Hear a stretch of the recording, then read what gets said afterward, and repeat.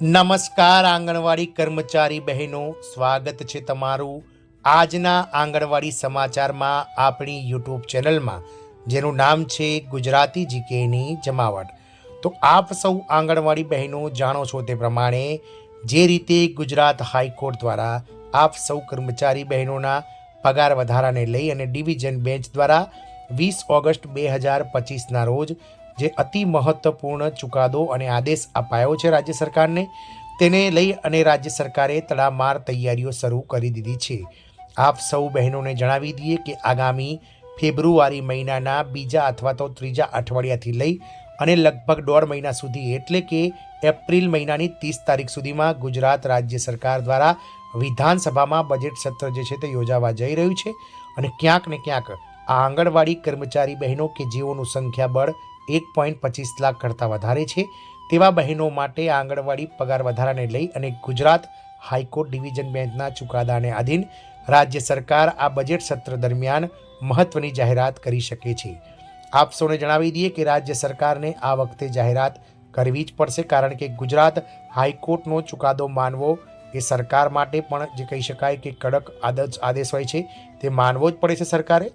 સરકાર જો સુપ્રીમ કોર્ટમાં કેન્દ્ર સરકારને સંકલન સાધી અને નહીં જાય તો તેમને આ બજેટ સત્ર દરમિયાન એટલે કે જે 28 ફેબ્રુઆરીની જે ડેડલાઇન આપવામાં આવી છે તે 28 ફેબ્રુઆરી 2026 સુધીમાં આંગણવાડી કાર્યકર બહેનોના માનદ વેતનમાં જે હાલનું માનદ વેતન છે 14,000 રૂપિયા, તેમાં વધારી અને 14,800 વધારીને 24,809 માનદ વેતન, અને કાર્યકર બહેનોને જે હાલમાં 5,500 રૂપિયા મળી રહ્યા છે, જે હાલનું વેતન છે તેમાં 14,800 ઉમેરી અને 20,300 રૂપિયા નવું માનદ વેતન કરી આપવું પડશે। તો એક બાજુ જે રીતે સરકાર આ આંગણવાડી કર્મચારીઓના પગાર વધારાને લઈ અને હવે ગંભીર બની છે, ત્યારે અલગ અલગ જે જિલ્લાઓના સીડીપીઓ છે, પ્રોગ્રામ ઓફિસર્સ છે, પીઓ છે, તમામને હવે સરકાર જે છે તે કડક સૂચનાઓ આપી રહી છે। તો આજના વિડીયોમાં આપણે જાણીશું કે આ આંગણવાડી જે કહી શકાય આ તાલુકામાં સીડીપીઓ દ્વારા આ જિલ્લામાં આંગણવાડી તેડાગર બહેનોને કહી શકાય કે અલગ અલગ જે યોજનાઓ છે તેને લઈ અને માર્ગદર્શન અપાયું છે। સાથે જ હવે તેડાગર બહેનોને પણ કાર્યકર બહેનોની સમકક્ષ જે માનદ વેતન વધારો આપવાની વાત થઈ છે।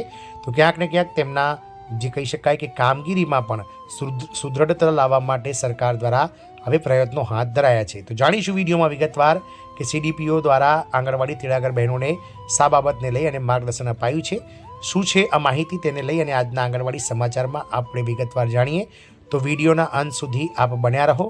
જો આપ અમારી ચેનલમાં પહેલી વાર વિડીયો જોતા હોય, નવા યુઝર હોય તો ચેનલને સબસ્ક્રાઈબ કરવાનું ભૂલશો નહીં। તો વાત કરીશું અમદાવાદ જિલ્લાના ઝાલોદમાં આંગણવાડી તેડાગર બહેનોને માર્ગદર્શન અપાયું। કેન્દ્રોની કામગીરી સુદૃઢ બનાવવા સીડીપીઓ દ્વારા વિસ્તૃત સમજ આપવામાં આવી।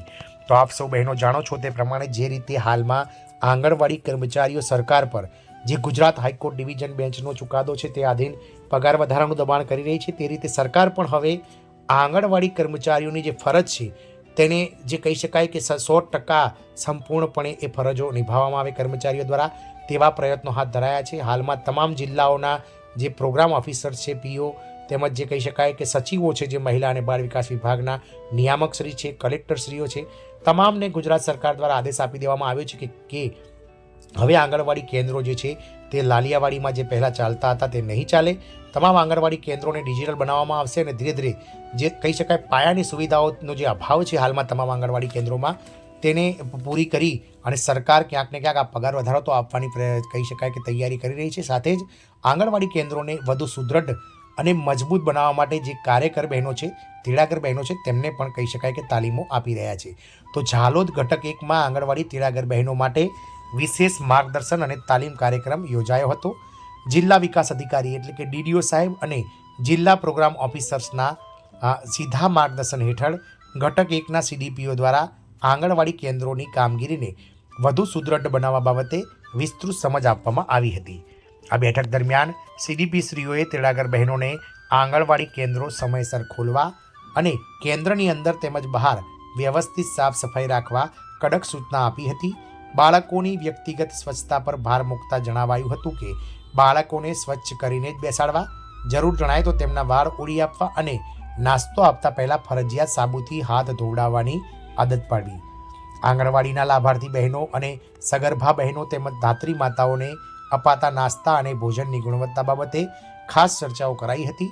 ભોજનમાં સામગ્રીનું પ્રમાણ કેટલું રાખવું અને તેને પૌષ્ટિક કઈ રીતે બનાવવું તેની પ્રાયોગિક સમજ પણ આપવામાં આવી હતી. બાળકોને કેન્દ્રમાં મળેલી ડીશના જ નાસ્તો અને ગ્લાસમાં જ દૂધ આપવાની તાકીદ કરાઈ હતી. પોર્ટલ પર બાળકોના નાસ્તાની એન્ટ્રી અને ફોટા સમયસર અપલોડ કરવા અંગે પણ માર્ગદર્શન અપાયું હતું. આ ઉપરાંત જમશે દાહોદ, રમશે દાહોદ અને ભણશે દાહોદ થીમની આધારિત શૈક્ષણિક વિડીયો અને કેલેન્ડર વિશે પણ સમજૂતી આપવામાં આવી હતી. જ્યારે આંગણવાડી કાર્યકર રજા પર હોય અથવા તાલીમમાં હોય ત્યારે તેડાગર બહેનોએ બાળકોને પૂર્વ પ્રાથમિક શિક્ષણની પ્રવૃત્તિઓ કેવી રીતે કરાવી તે અંગે પણ વિશેષ તાલીમ આ CDPO શ્રી દ્વારા આપવામાં આવી હતી. સમગ્ર કાર્યક્રમનો મુખ્ય ઉદ્દેશ આંગણવાડી કેન્દ્રો નિયમો અનુસાર ચાલે અને દરેક બાળકને ઉત્તમ પોષણ તેમજ શિક્ષણ મળે તે સુનિશ્ચિત કરવાનો રહ્યો હતો. આમ આંગણવાડી કહી શકાય પગાર વધારાની સાથે સાથે હવે દાહોદ જિલ્લામાં આંગણવાડી કેન્દ્રોને જે છે તે સુદૃઢ અને સુસ્વચ્છ બનાવી અને કામગરો જે કાર્યકર અને તેડાગર બહેનો છે તેમને પણ તેમની કામગીરી જે ફરજ છે તે 100% નિભાવવા માટે હવે સરકાર દ્વારા આયોજન કરાયું છે. જય હિન્દ, અસ્તુ.